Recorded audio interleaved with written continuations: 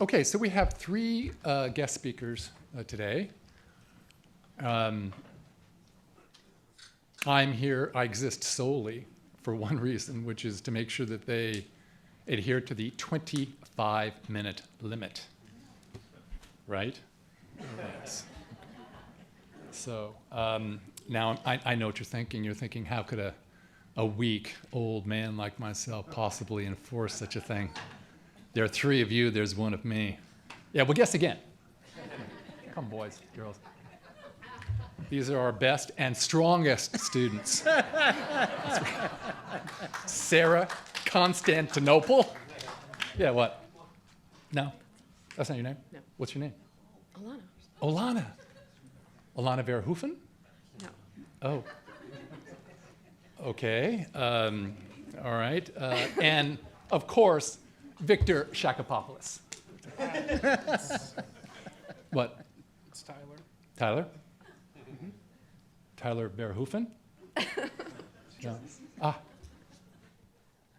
Jeff, I think we know who's Dickie.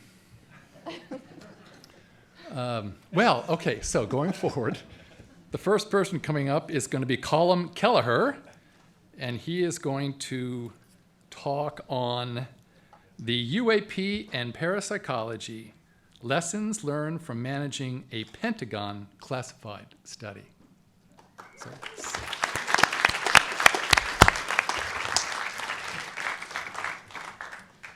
well, you guys are a hard act to follow, I must say. Thank you so much, Jeff, for inviting me. I think this last 24 hours has been tremendously educational. I'm a biochemist by trade, and pretty well nothing that I've heard in the last 24 hours I've heard before. So it has been tremendous. I look forward to another 48 hours of bliss. So I'm going to talk about a program called OSAP, and it was run between 2008 and 2010. I was the program manager of that program. So OSAP is going to be an acronym that's used pretty frequently. The second acronym I'm going to use is NIDS, NIDS, which stands for the National Institute for Discovery Science, which was a program that was funded, privately funded, that was focused on the UFO topic between 1996 and 2004. So what was OSAP? It was a $22 million program that was focused on UFOs. It was run out of the Defense Intelligence Agency, and it was overseen by another intelligence agency, the Undersecretary for Defense and Intelligence, USDI, or it's now known as OUSDI and S, because DoD loves acronyms and they like expanded acronyms if possible. So we think, after looking at the history of the UFO phenomenon and the United States government relationship with the UFO phenomenon, that the OSAP program was arguably the biggest program that the United States government has admitted to with respect to UFOs. And OSAP stands for the Advanced Aerospace Weapons Systems Application Program. So obviously I'm not going to be saying that too often. So OSAP is really where we're at. So in November of 2008, I was recruited into the OSAP program. I was employee number 1. And my main task was to get a team of researchers, scientists, and engineers together, lickety-split. And we're talking months rather than years. So over the next 9 months, I think I calculated at one time that I had conducted about 300 interviews in a 7-month period, both by telephone and by face-to-face. So it was a pretty intense program. Pretty intense recruitment process, but we ended up with about 50 full-time employees that were only focused on investigating UFOs. That was the departure for this Defense Intelligence Agency program. We had PhD level physicists and biologists. we had engineers, we had technicians, military intelligence people. We also put together a large database, so we hired a bunch of database analysts, and we also had retired police investigators, translators, and also security officers. So if you take all of that into one pile, we did a lot of hiring during that 9-month period. It was the design of the OSAP program, though, that was pretty well unique, and hopefully by the end of what I'm talking about today, I'm going to propose that the OSAP program is a really good template for future UFO programs. And once I get through talking about this, hopefully you'll agree, or maybe not.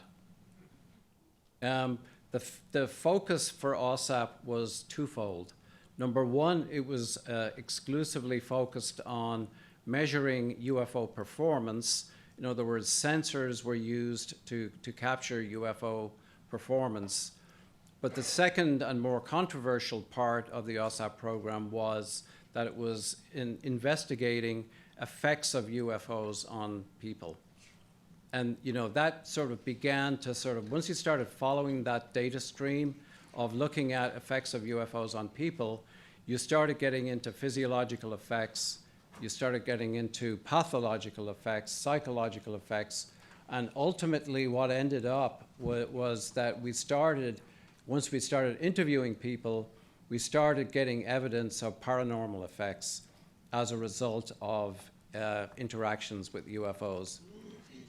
Now, as you can imagine, that was quite controversial to the management team in the Defense Intelligence Agency.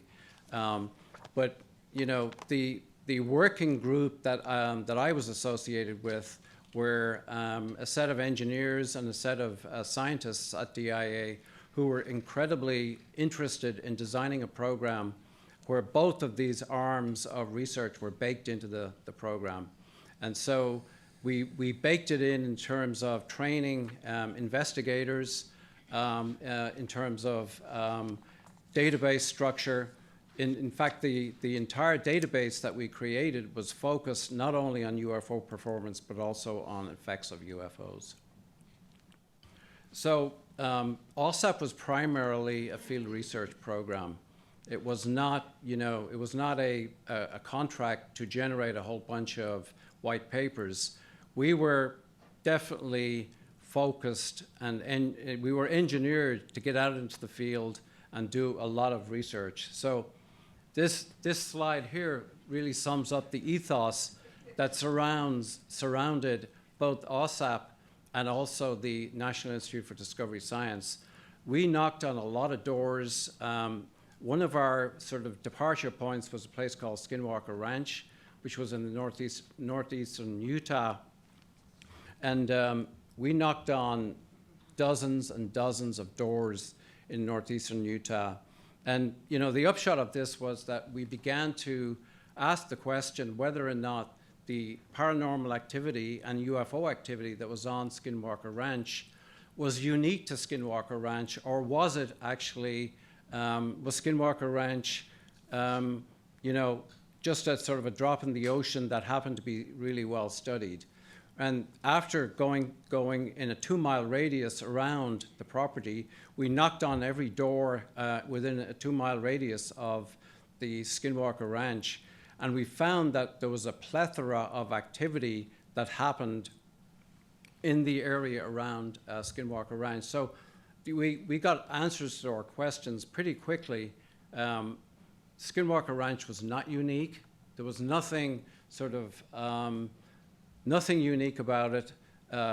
Neighbors and neighbors of neighbors were experiencing the same kind of activity that was seen on Skinwalker Ranch. So this just gives you an idea of what the scope of OSAP was. So the first bullet point, there are 3 red bullet points and 3 black ones. You don't have to read them all, but the red ones focus on the paranormal type effects that we were investigating, whereas the black bullet points focus on the nuts and bolts kinds of UFOs. So bullet point number 1 was way back when, before the New York Times article in December of 2017 broke the whole story about this secret Pentagon UFO study, we were studying back in 2008 or 2009 a case that became known as the Tic Tac case, which involved the USS Nimitz off the coast of San Diego back in 2004. We interviewed a lot of pilots, we interviewed a lot of crew people, we wrote up a report for the Defense Intelligence Agency, submitted it by mid-2009, and all of this was absolutely under wraps, all of it was secret.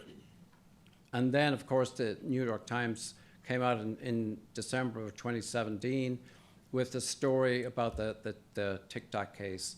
So we were kind of, we were first with the Tic Tac case, but we also looked at a bizarre series of sightings in rural California that had to do with everything from unusual creatures were reported by these people. We dispatched a team out to California, and we had electromagnetic effects, we had poltergeist effects. So the team initially went out to investigate UFOs, but it ended up actually gathering data on a whole bunch of different creatures, electromagnetic effects, poltergeist effects. We also looked at a UFO-driven case in rural Indiana. We dispatched a team out there to spend 3 or 4 days investigating. And, you know, a UFO event had occurred to this family, and then within a week or two, this family had been besieged by poltergeist activity. So, you know, the report that we wrote was a twofold report to the Defense Intelligence Agency, and it actually focused on the UFO event. It had also focused on the poltergeist series of activities. So we found over time, during the 27 months of the program, that the more reports that we submitted, and we submitted a total of 100 technical reports in 27 months to the DIA, we found there was more and more controversy happening as these reports were being submitted to the DIA. And the reason for that is that the scope of OSAP in terms of following the data conflicted with some of the priorities that were happening at DIA. So another really sort of big focus was bullet point number 5. And this is sort of in the classic UFO investigation tradition, the design of an autonomous UAP surveillance platform. And this was a standard way of deploying a set of instruments out in the wild, leaving and then getting the data over time.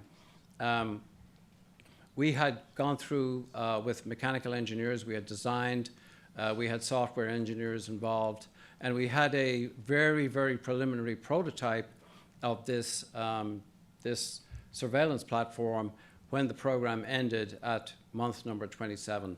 And finally, we had constructed what we thought at the time was the largest UAP database in North America. It comprised 11 separate databases and about 200,000 cases. These databases were submitted to the Defense Intelligence Agency. I have no doubt at all that eventually they will be released. And I think all of the reports that the DIA have sitting on their shelves will eventually be released. I know that the first 30, 35 reports have already been released. So I think it's only a matter of time when the program is fully transparent and all of the reports will be sort of out in the public. That process is taking a lot of time, but the FOIA process, if anybody is familiar with the FOIA process, is not a fast process. So just to sort of underline this whole thing, Skinwalker Ranch, this 500-acre ranch in northeastern Utah, really epitomized for us this sort of co-location of both standard UFOs, what we call nuts and bolts type UFOs, and co-located and in the same vicinity as, parapsychological effects. So bullet point number 2 was one of these times on the left-hand side, bullet point number 2 was within a few weeks of arriving on the ranch, I had this sort of encounter with an object that was very, very fast moving. It came from the north over Skinwalker Ridge, which is a ridge that bounds the northern edge of the property. And I was with a physicist at the time, and it came right over our heads, silently, brightly lit, but you could see a structure underneath, and did a perfect hairpin turn right over my head with G-forces that would have made, strawberry jam of most people in the cockpit. And it turned around and then went back exactly where it came from. But it was a combination of the low altitude, the silence, and the speed, and the tight hairpin turn that really caught my attention. It was one of those holy shit moments when I realized, this was not sort of an average, we were out there to investigate, we were out there to document, but what happened that night sort of changed things for me, because my mentality began to think, yeah, maybe this is possible. And so it was sort of a change in my, in my demeanor. And, other people on the ranch had the same kind of wow moments. There was a lot of activity on Skinwalker Ranch over time, and this was the kind of thing that routinely happened. But the point of this slide is really that on the left-hand side of the left-hand panel, we've got a lot of UFO activity was documented on the property, but co-locating and in the same time frame, there was also a bevy of discarnate voices, telepathic transmissions, poltergeist activity. We had multiple different types of orbs seen on the property, and these are these baseball-sized orbs that are blue, red, and white. And, different orb colors seem to have different behaviors, and some of those behaviors were not particularly healthy to humans, the blue orbs especially. And also we documented what we began to call the hitchhiker effect, which is, I'll talk about that in a couple of minutes. It's the idea that after florid activity on the ranch, people went home to the East Coast and they brought something with them. So this is just to say that Skinwalker Ranch is not unique. I think there's a lot of evidence for that now. We deployed teams when there was a lull in Skinwalker Ranch activity. We deployed teams to Dulce, New Mexico, to San Luis Valley, Colorado. We were working closely with a police captain from Great Falls, Montana, named Keith Wolverton, back in the National Institute for Discovery Science days. Bottom line from this left-hand panel is that we found the same kind of pattern of activity. We found UFO activity, we found paranormal activity, we found strange creatures, we found cattle mutilations, all co-located in the same place. In Dulce, New Mexico, we were very privileged to be able to talk to a lot of the elders in the Icarilla Apache tribe in Dulce, New Mexico. And we were very fortunate to be able to talk to these people because they had never talked to people outside their group before. So we were very fortunate to get that data, but it backed up completely what we had discovered on Skinwalker Ranch. In other words, it was UFO activity plus a large umbrella of a lot of other type of activity. I don't know if any in the audience know this guy, Stan Gordon, in Pennsylvania. He's been researching UFOs in Pennsylvania for about 60 years. And this guy is the quintessential door knocker. He spends a lot of time talking to people in Pennsylvania, and he has brought home a lot of data that supports exactly what I've been saying, that there is a lot of UFO activity, there's a lot of orb activity, there's a lot of strange creatures that people report. And remember, it's not only, you don't get this information on the first visit. It takes 4 or 5 visits for people to feel safe and for people to start feeling comfortable. And once people start opening up, then that is the sort of the change when they no longer are just talking about UFO performance. They're also talking about a lot of activity that you would classify as high strangeness.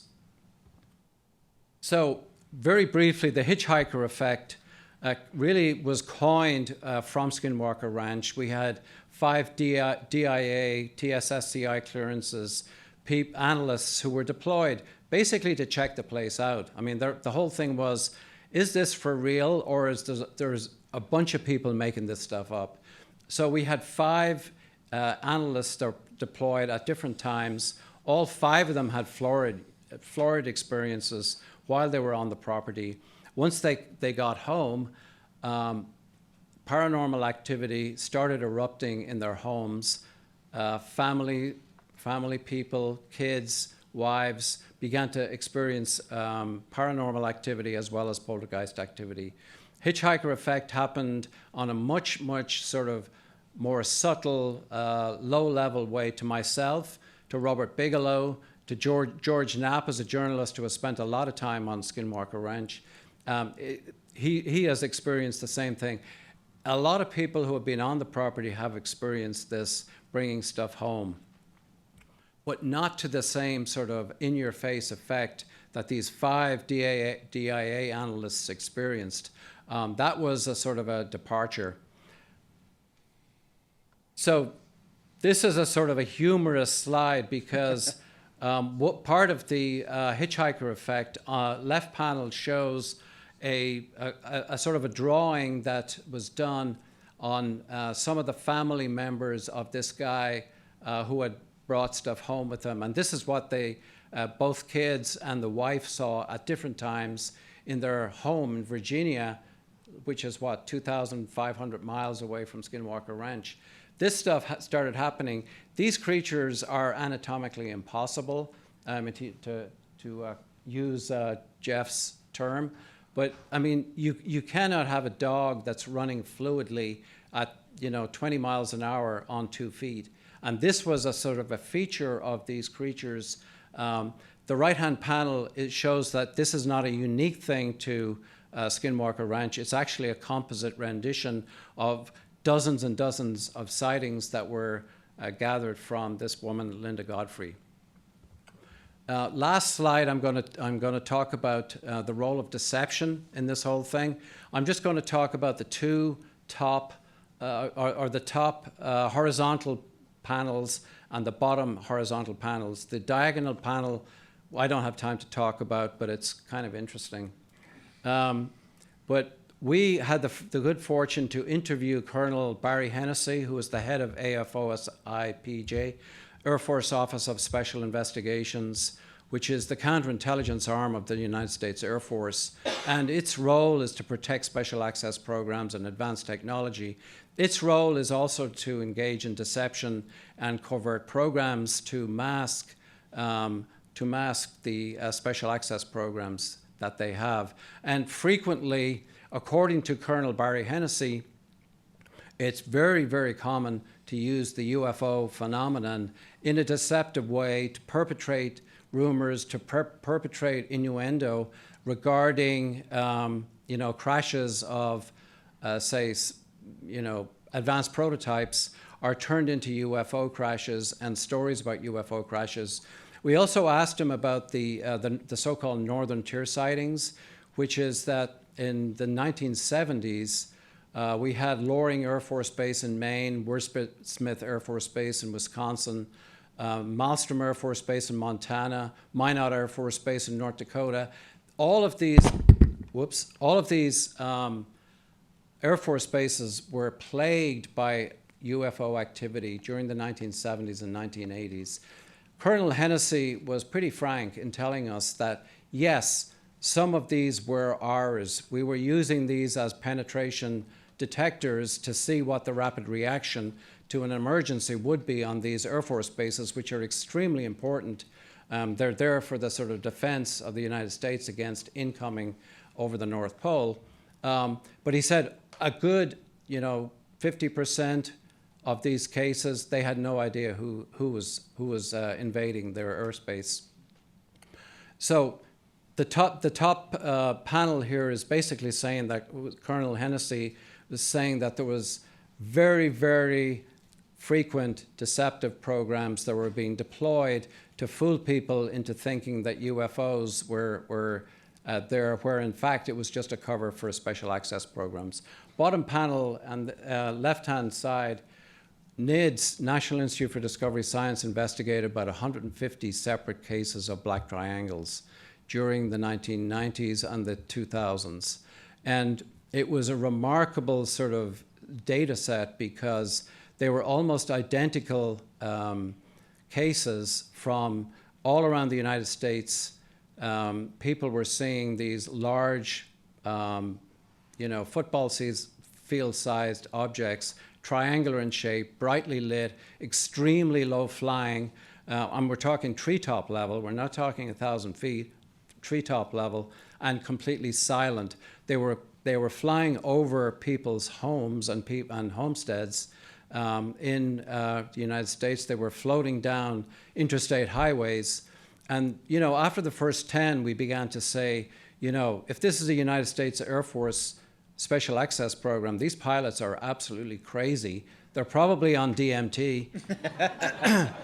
But after the first 100 cases, we began to realize, something else is going on. So the hypothesis we came up with was that, in fact, the phenomenon was probably mimicking special access programs, because there is really no other explanation for these low-flying, they're incredible safety hazards for these low-flying aircraft to be literally treetop level over populated areas. It just would not happen. People would be fired immediately in that situation, and they would lose their security clearances. So bottom line is, there are two lenses of deception for investigating UFO activity. Those two lenses cause a blurring of the actual UFO phenomenon. So it is one reason why we think that it has been pretty slow going in terms of coming to good data on the UFO phenomenon. This phenomenon has been in our faces for 75 years, and we have not made a lot of progress in the investigation of this phenomenon. And one of the reasons, in our opinion, is that there are two layers of deception that you have to go through. This is not a normal scientific program. This is not hematology, it's not immunology, where you can kind of trust what you're studying. You can't trust what you're studying. And so I'm going to leave it at that.